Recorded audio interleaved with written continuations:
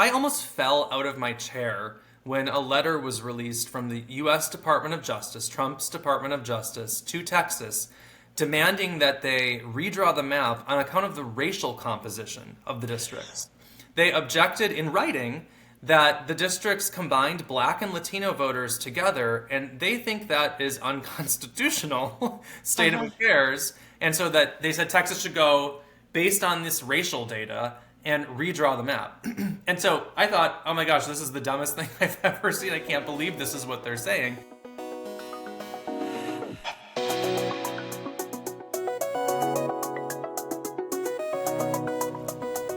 Welcome to the Dr. Kristin Lyerly Show. I'm Dr. Kristin Lyerly, and as the newest member of the WCPT family, broadcast not only all across Wisconsin, but now Chicago and beyond. We are so excited. Not to mention the podcast and YouTube and socials and all of the ways that you get your news and entertainment. I am absolutely thrilled to be here with you right now and every Saturday right here. And over the next year or so, things I think are going to get pretty exciting. We're going to have a lot to talk about. For example, I don't know if you were paying attention last week when in a deep red Tennessee district that Donald Trump won by 22 points in a special election, Democrat Afton Bain closed that gap to single digits. And that in itself is really a victory. And in suburban Atlanta, 21-year-old Akbar Ali won his bid to serve in the Georgia State Legislature, making him the youngest sitting person in the Georgia State Legislature. Gen Z! After Zohran Mamdani a few weeks ago in New York and Abigail Spanberger and Mikey Sherrill, it sure feels like change is in the air. Like you can almost smell it, can't you? But to be honest, it's been brewing for a while where I am up north here in Wisconsin. Things got really kind of weird here about 15 years ago when a Republican trifecta crushed workers' rights and started dismantling the education system. But possibly the most insidious thing they did was gerrymandering the maps. They stacked the deck in their favor. They drew voting districts that disproportionately favored their party, and they continue to reap those rewards to this day. But, and remember, this is Wisconsin, so it takes a little while to get there, kind of like driving to Door County. In 2018, Wisconsin Democrats won every single statewide race. I'm talking about governor, attorney general, all of them. And Democrats also won the popular vote for the state legislature by over 200,000 votes. But yet, because of gerrymandering, Republicans kept a supermajority in the state assembly. And I'm going to say that again because it's really striking. Democrats won the vote handily, but still ended up suffering a supermajority in the assembly. And before you think this is just a Wisconsin problem, or just a Republican problem, or just a problem that doesn't affect your life, let me be clear. This is the issue that determines whether your vote actually matters. Because if politicians get to pick their voters instead of voters picking their politicians, that is not a democracy, my friends. So today, I'm so excited to be joined by Mark Gaber. He is an attorney who's been fighting gerrymandering cases all across the country, including and especially Wisconsin. And he's going to help us understand how we got here, why it's gotten so much worse, and whether there's any way out of this mess. We're going to talk about the gerrymandering nightmare that Wisconsin is just waking up from, the absolute chaos happening right now in Texas, California, even Indiana, and maybe Illinois, we'll see, and the quiet, evolving situation across the country as we are facing the repercussions of years of gerrymandering. And finally, we're going to ask the ultimate question, and Mark's ready for this one, but you're not going to get to it until the end of the episode. Is it possible to create a system that's actually gerrymander-proof? Or are we just stuck with whoever has power rigging the game? So, Mark, are you ready for this? I'm ready. Thanks for having me. Oh, I'm so glad you're here, especially for our first big Chicago show. Like, this is a big deal. Yes, it's very exciting. All right, so let's start with just basics. I think sometimes people get really confused about just the definition of gerrymandering and why somebody who lives in Green Bay or somebody who lives in Evanston should care that their legislative district looks like a dragon or a garden hose. Well, if you care about any of the laws or policies that are enacted by the legislature or by Congress, then you have to care about how the districts are drawn, because there's a direct line between the lines on the map and the laws that get enacted. Because if the map is drawn in a way to skew it so that it doesn't comport with how the voters in a state wish to be have their voices heard, and it doesn't comport with the policies they want, then the party that didn't get as many votes as you said might be the one that's making those decisions, and that's where that's where democracy goes awry, when there's not a feedback between what the voters think and the people who are elected, and that's the essential problem of gerrymandering, and it's really sort of like the central problem in making sure that democracy works. Mm-hmm. So when I was growing up, gerrymandering was just like a thing we learned about in history class, Elbridge Gerry and his salamander shape, right. But somewhere along the line, it went from a quirky little political trick to basically rigging our democracy. What happened along the way? Well, it's been a problem, as you said, for a long time. The Elbridge Gerry story, who's the governor of Massachusetts back in like the late 1700s or early 1800s, and he drew this ridiculous district, and it got its name from that. So it's been a problem for a long time, but I think it has worsened in recent years and in recent decades, in large part because of the advance in technology. Because now, whereas before Governor Gerry was looking at, just maybe had some like results from a town or a county he could look at and decide, oh, we want that town in, we want that county out, we want, bring these, it was at that sort of level. Now with computers, you can micro-target people, and you're doing it at the census block level rather than at the, city level, and you have immense big data that's combined together even to make predictions. So I just litigated this case in Texas about the Texas congressional gerrymander, and the map drawer testified that the National Republican Redistricting Trust has a proprietary database where they make predictions of how people like within a census block are voting, and they don't have, when they don't even have their registration information. They're combining information about what primaries did you vote in and how many did you vote early, and then they make an assumption about those voters based on that. And so that kind of micro-targeting is just not something that was available to legislatures in, even in the like earliest of the 2000s. It's really sort of 2010 forward where we've seen this extreme level of effort to micro-target voters for, picking when politicians are picking which voters they want voting for them. I am so excited to talk to you about Texas, and we're going to do that later in our conversation. But, I have this vision in my head of Scott Walker and his cronies sitting around a table looking at all of this data. Like, you mentioned a few pieces of data, but what do they use, and how precise have they been able to get? So in Wisconsin, you actually described basically what happened. It was three folks who were in a room together, and they came up with a series of maps and a series of sort of labels for them. So that one of them was Joe Handrick is one of the people who was involved. He was actually my state representative. Oh, really? Gerrymander, Wisconsin, which is up in the north, and he was my representative from like I think from 1994, maybe on to 2000. In the 4th of July parade, he'd always have, I thought it was kind of abusive, he would have his little dog walking through a lap pool like behind him in his float. It was a very odd. But anyways, he became like the Republican map drawer after Scott Walker was elected.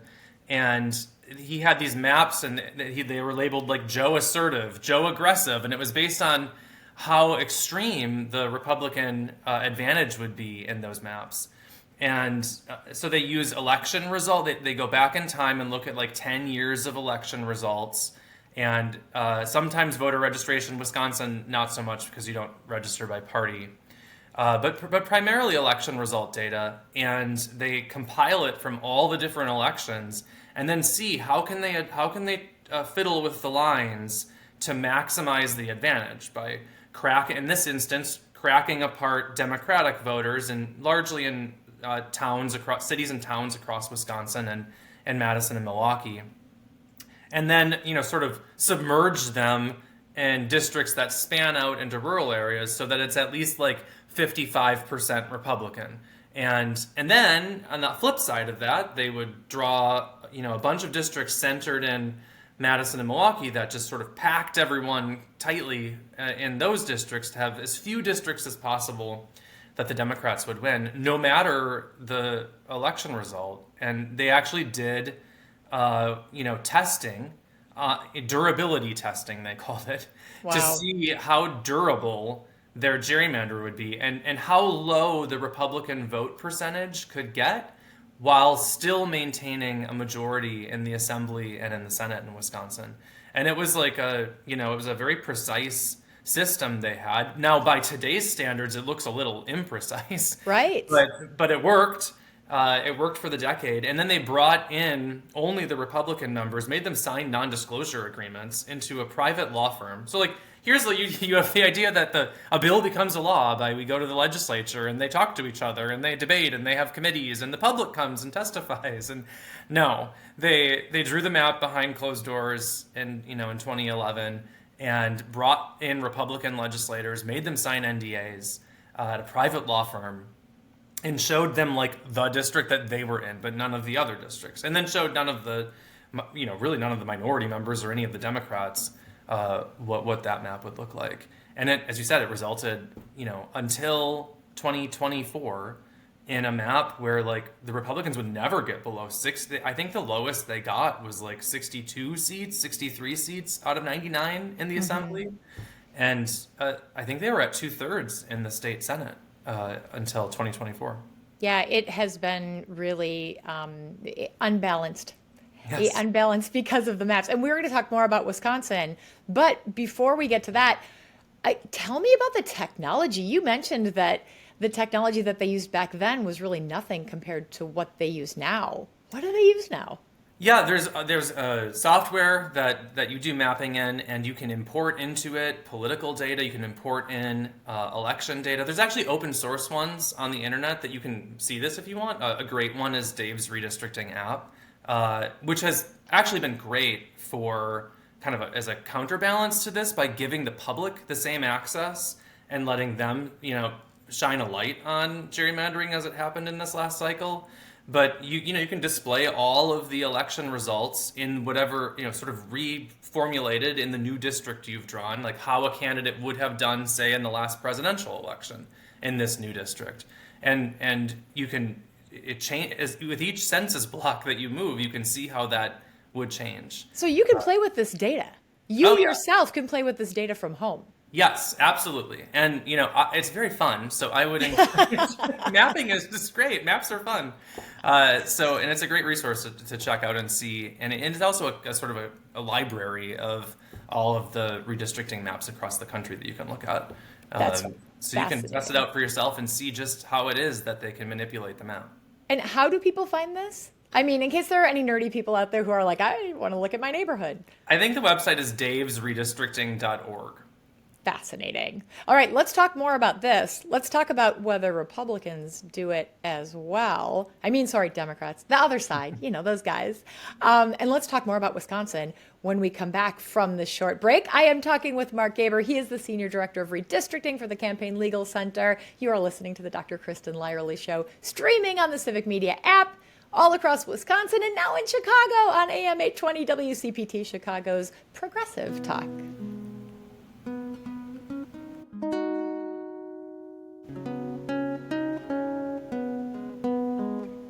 Welcome back to the Dr. Kristin Lyerly Show. I am Dr. Kristin Lyerly, and I am talking with Mark Gaber. He is the Senior Director of Redistricting for the Campaign Legal Center. In our last segment, we got some of the basics and history of gerrymandering. We compared Wisconsin and Illinois politics a little bit. We talked a little bit about the technology, the fascinating technology that's available right now to make gerrymandering really precise. But Mark, I really want to talk to you about Wisconsin Yes. because, I mean, it's our home state and everything. But you were pivotal in getting fair maps in Wisconsin. Tell us the story. Well, the organization I work for, CLC, has really for over a decade been trying to get fair maps in Wisconsin. We brought the case to the U.S. Supreme Court. Unfortunately, the U.S. Supreme Court said no. The federal courts are not going to decide whether it's legal for states to discriminate on the basis of people's political viewpoint. We could have a whole hour about how ridiculous that notion is, that we're just not going to enforce the Constitution for one area of law, but whatever. And it continues to pop up. I just heard that in Indiana today. We'll talk about Indiana later too. Yeah. And so, but ultimately, what happened is, we took a look at the map in 2023, I think it was, and one thing that I noticed in looking at Wisconsin's maps were that the Assembly and Senate districts were, and it's going to get a little technical, were non-contiguous. And what that means is that districts are supposed to, when you're supposed to be able to take a pencil on the map and not lift the pencil as you stay within a district, right? Or if you're driving, you're not supposed to have to drive through another district to get to another piece of the district, right? Right. And so when you open up Wisconsin's maps, I was like, what on earth why does it look like this? This can't be what the map is supposed to look like. And the Wisconsin Constitution, since 1848, has said that the legislative districts were supposed to be composed of contiguous territory. And so in addition to suing that it was a partisan gerrymander, which it was, that was, sort of the primary problem with the map. And everybody knew it. Everybody Yes. knew it was a partisan gerrymander. Yeah, that was not even really, you couldn't contest that. And so we sued over this contiguity issue. And it is and it was a very straightforward, simple thing. Just the Constitution says the districts are to be contiguous. They're not. And the Supreme Court, the Wisconsin Supreme Court, after Justice Janet Protasewicz was elected to the court, granted our petition, heard the case in November of 2023. We had oral argument. I was sort of the lead arguer on behalf of the petitioners in that case. And the legislature, comically, actually tried to argue that, please go look at these districts when you're listening to this. They tried to argue that they were contiguous. And they came up with this really bizarre definition that, if the town we stack the towns and part of the town's touching part of the town that's in another district, then poof, they're contiguous. I was like, props to you, opposing counsel, for trying, but no, just look at them. So there was this very funny moment where Justice Ann Mulch Bradley, who's now retired and was replaced by Justice Susan Crawford, was saying I've looked at all these dictionaries and they all say that it means touching, and so why doesn't it mean touching? And my opposing counsel was arguing and said, well, if that's where you're at. And Justice Bradley was like, well, that's the meaning of the word. I'm not there. That's just what it means. And but they persisted. They tried, but the court got it right in a 4-3 decision, struck down those maps, ended the Wisconsin gerrymander as a result. And with the writing clear on the wall, the Assembly actually ended up passing a compromise map, which was the map that Governor Evers had put forward in the litigation. And we saw in the 2024 election a fair result in the legislative maps for the first time since 2010 in Wisconsin, where you could look at the votes that were cast and think that bears some relation to the actual results in the state assembly and the state senate. And I think the Democrats ended up picking maybe 10 or more state assembly seats and several state senate seats. And so Wisconsin is obviously one of the closest states in the nation. It may be the closest state in the nation politically, and it should have a legislature that reflects that balance, and it does now. And this all didn't just happen in Wisconsin. This was a nationally organized project. Yes. Called Red Map. Yes, exactly. Tell us about Red Map and how strategic it was. This was not a secret Red Map. But no, it was not. It was not careful. A secret. Very strategic. The Republicans swept state legislature. I think more than 1,000 Democrats lost their seats in state legislatures in Obama's first midterm election in 2010. And that when that happens for your party and that lines up with when the census occurs, that's a very fortuitous thing, because you now have the opportunity to redraw the maps to solidify those gains you just got that probably you would lose, a big chunk of them when the voters swing back in the next election. Right. And so the Republicans seized on that opportunity, and through this red map program sort of made sure that across the country they were taking advantage of, anywhere they could to gerrymander. And we saw it all over the place. Ohio, Florida, states across the South, Wisconsin, Minnesota, Michigan. Michigan was really bad for a long time in terms of gerrymandering. It's fixed now because of a citizen initiative there. But just all across the country, we saw just a huge Republican redistricting, gerrymandering effort. And, I sound like I'm attacking Republicans, but they're the ones who had the power at that time. On the flip side, Democrats, Illinois, I welcome Illinois to Right. I'm sorry to say that if you take a look at for example, the congressional map today in Illinois, I don't think any reasonable person would say that is a fairly constructed map and is representing the viewpoints of folks of Illinois. But at the same time, you can understand why states, seeing the bad gerrymandering that's happening all across the country, you kind of understand why they respond. So. And we are definitely going to talk about that in our next segment. So friends, stay tuned. I am talking with Mark Gaber. He is the Senior Director of Redistricting for the Campaign Legal Center. As I said, we're going to talk about Texas, California, Indiana, and Illinois. What's the response going to be there? So stay tuned. You are listening to the Dr. Kristin Lyerly Show, now in Chicago on AM 820 WCPT, Chicago's Progressive Talk, and streaming on the Civic Media app and the Civic Media Radio Network.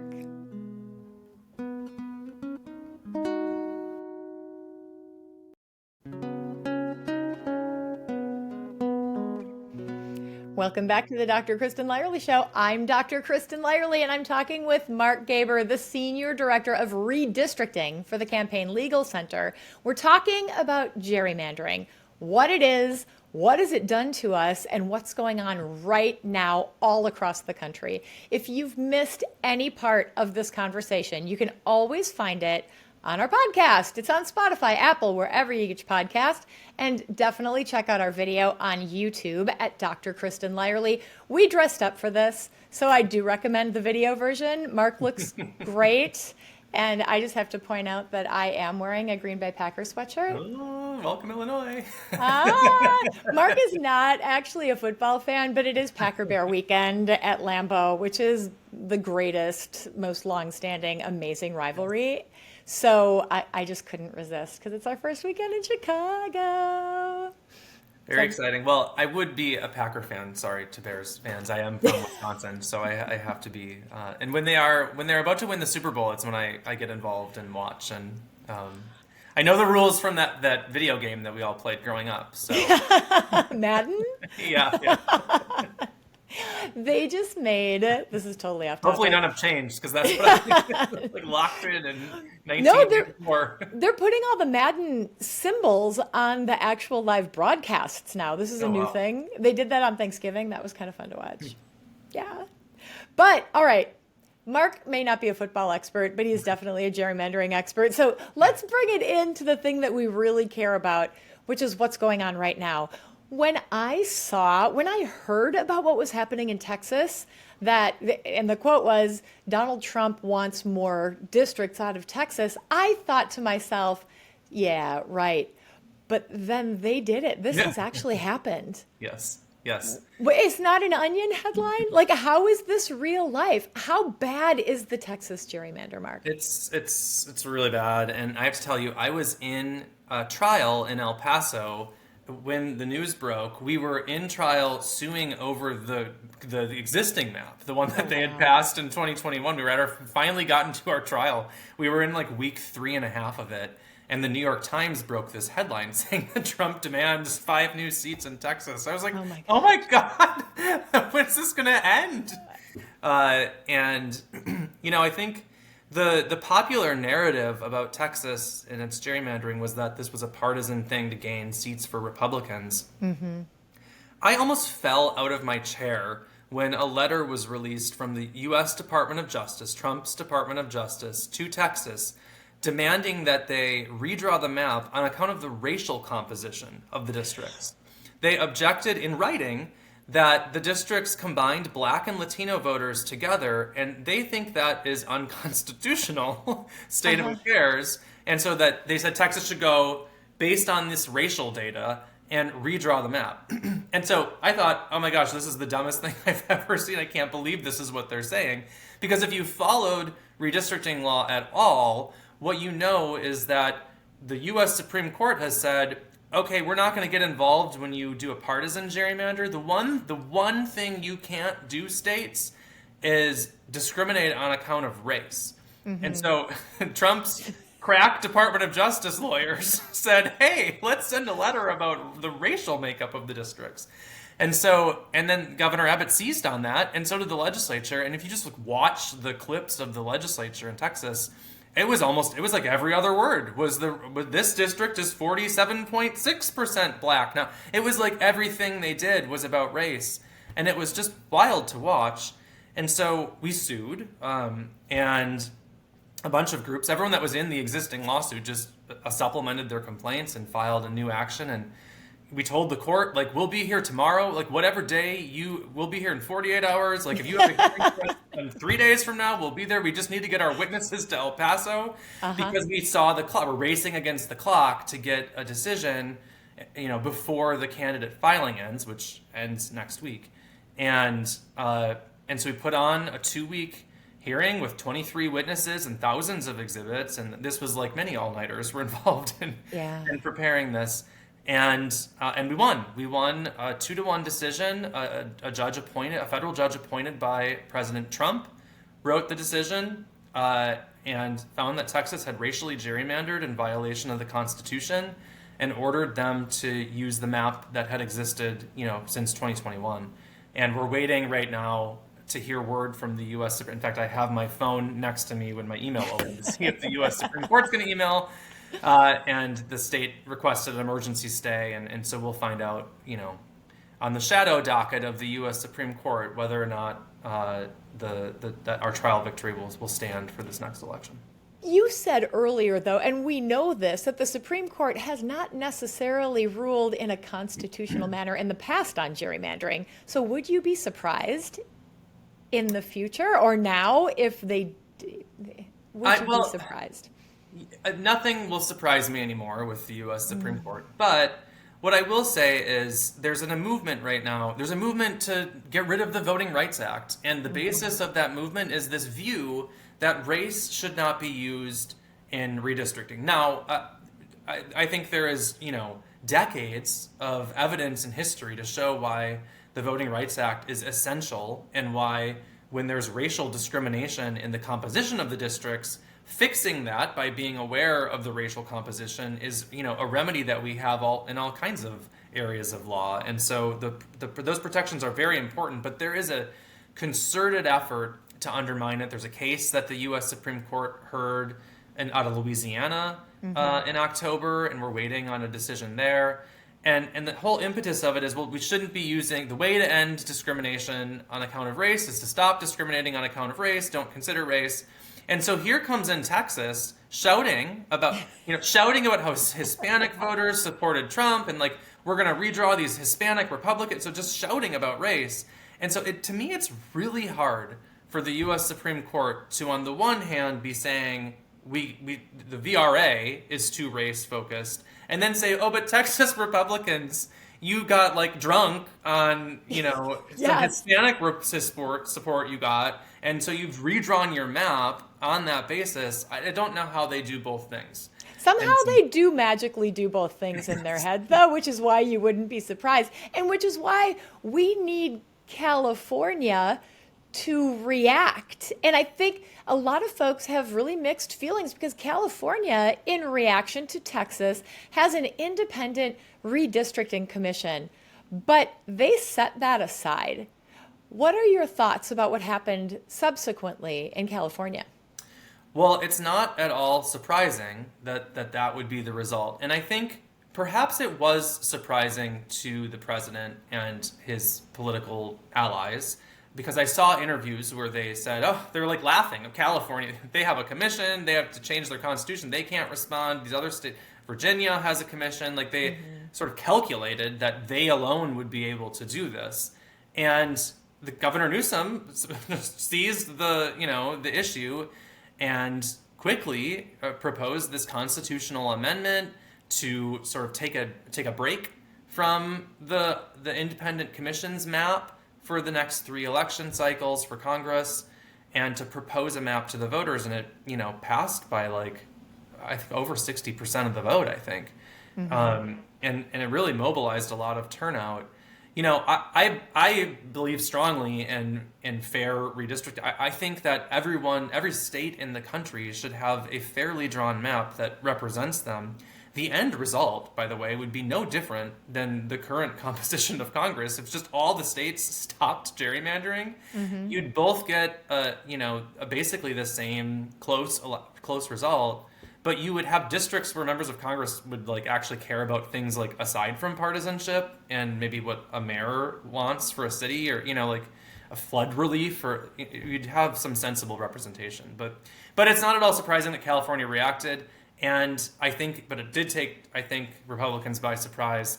And depending on what happens in the U.S. Supreme Court with my Texas case, they could find themselves on the losing end of this war they started.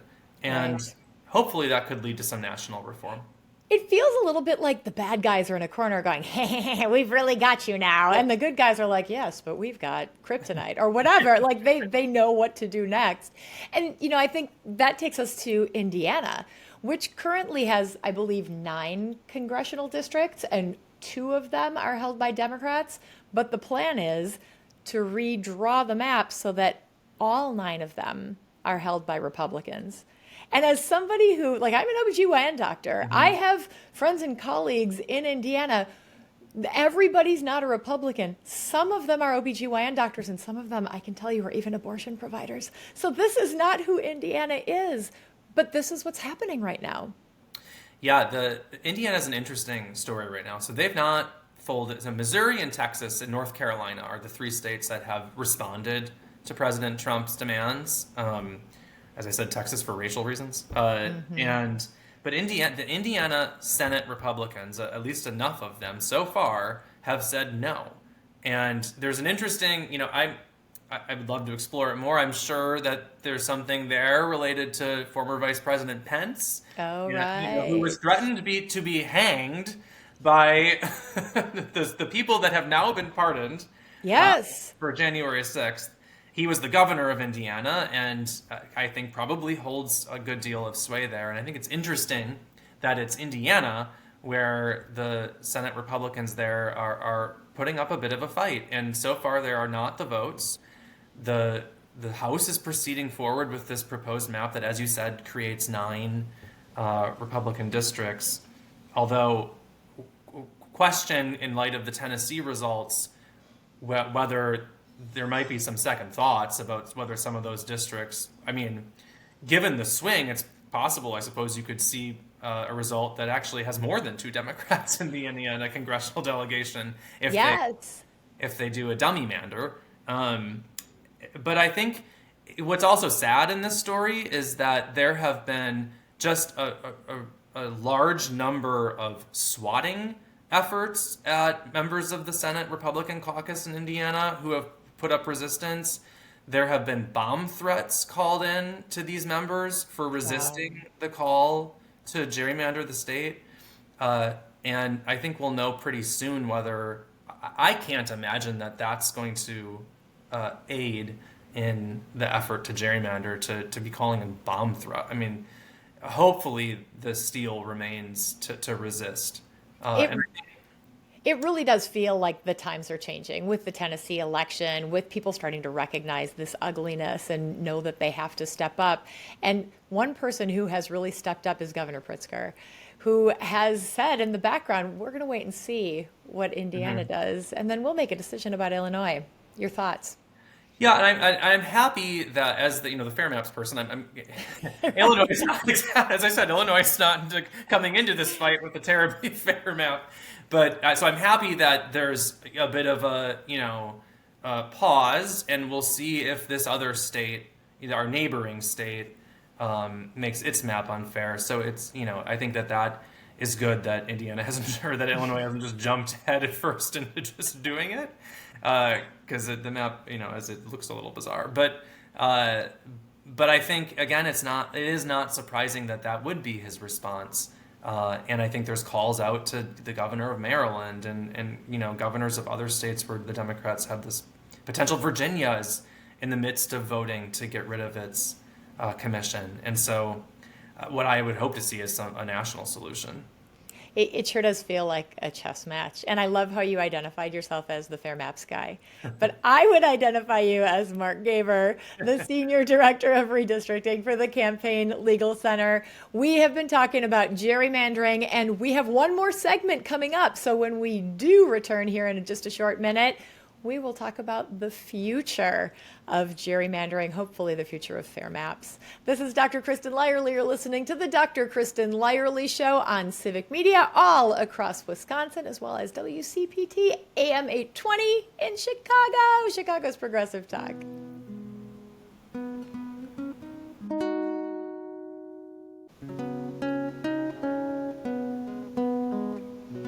Welcome back to the Dr. Kristin Lyerly Show. I'm Dr. Kristin Lyerly, and I'm here with Mark Gaber, the Fair Maps guy, the Senior Director of Redistricting for the Campaign Legal Center. We've been talking all about gerrymandering, what it is, how it's affecting our democracy, what's going on now. And Mark, where do we go from here? Is it possible to have a national solution to gerrymandering?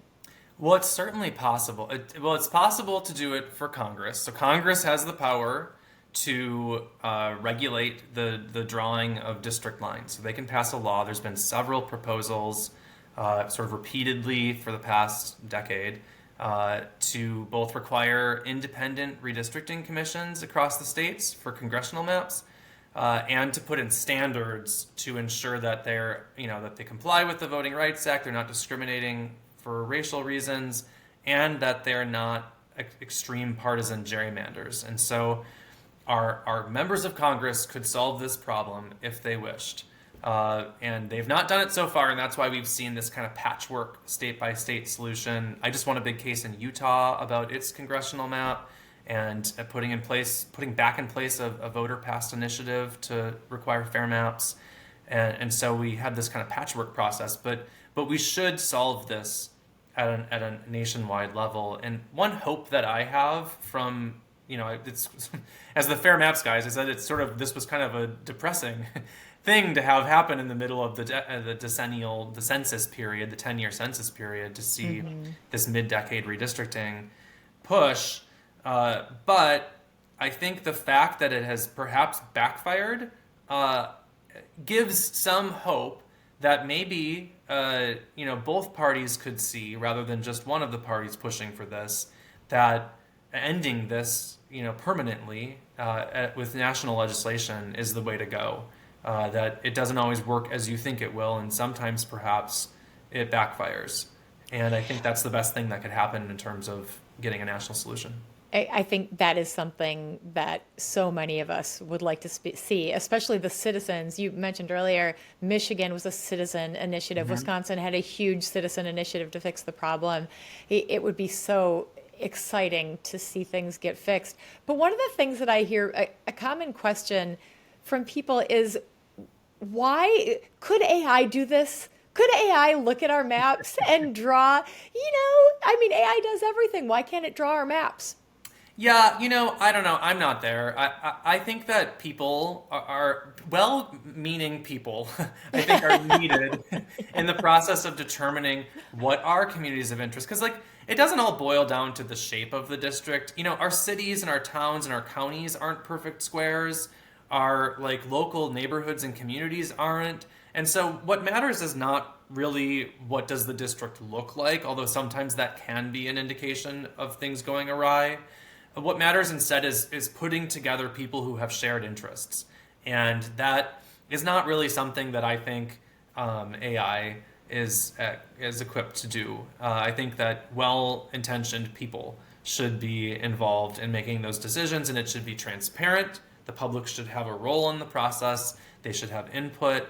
The people who are drawing the lines should not be the people who will then run under those lines. It should be people who don't have that conflict of interest. So that's why I support taking the legislature out of the picture entirely and just having these independent commissions of citizens. Michigan is a perfect example. It went from one of the worst gerrymandered legislative maps to one of the fairest set of maps in the country, and a process that anyone who, has watched School Rock growing up would just applaud at how wonderful this process was in bringing the public in, traversing the state, and making sure that they had the viewpoints of everyone. That's what we want to see. We want to see that replicated across the country. And as I said, if you do that, then the partisanship sort of falls away, because we then just reflect the country, and our country is a politically divided country. And so Congress would end up looking basically the same.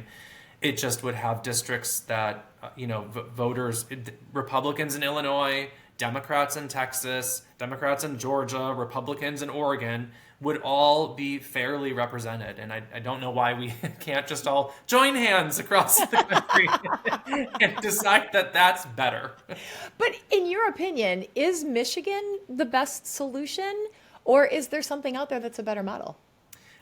In my opinion, the Michigan Commission is the best model, because it puts together that truly independent commission that's made of citizens. I mean, they have like a lottery of like people apply, and they put them in a lottery, and just they pick out of that lottery who's going to be on the commission, and then they have rigorous requirements that makes it easy for these are citizens are not typically redistricting, so it makes it easy for them to follow it and make sure we have fair maps. Do you think it's possible, like really possible, for us to end up with fair maps nationally in this country?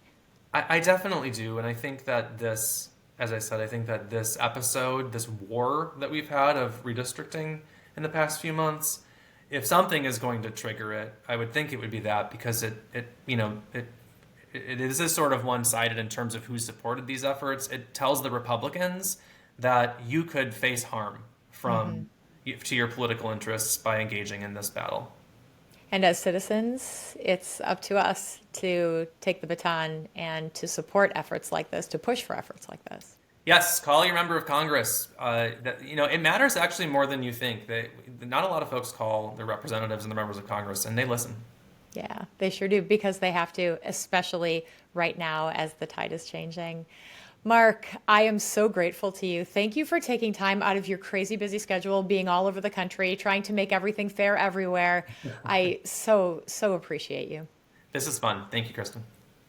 I've been talking with Mark Gaber. He's the Senior Director, the Fair Maps guy of Redistricting for the Campaign Legal Center. If you missed any part of our conversation, you can always find it on Spotify, Apple, wherever you get your podcasts, and check us out on YouTube at Dr. Kristin Lyerly. Do not forget to like, share, and subscribe. We also want to hear your feedback, so DM me on any of the social platforms. It is so awesome to be in Chicago. Let us know how much you like the show and what you want to hear in the future. Many thanks to our wonderful and growing team, Abraham Lyerly, our producer, and so much more. Technical advisor Nick Tierman, who also composed our theme song, and graphic design by Nathaniel Gonzalez. On behalf of our whole team, I am Dr. Kristin Lyerly, reminding you to take care of yourself and each other. We will see you next week.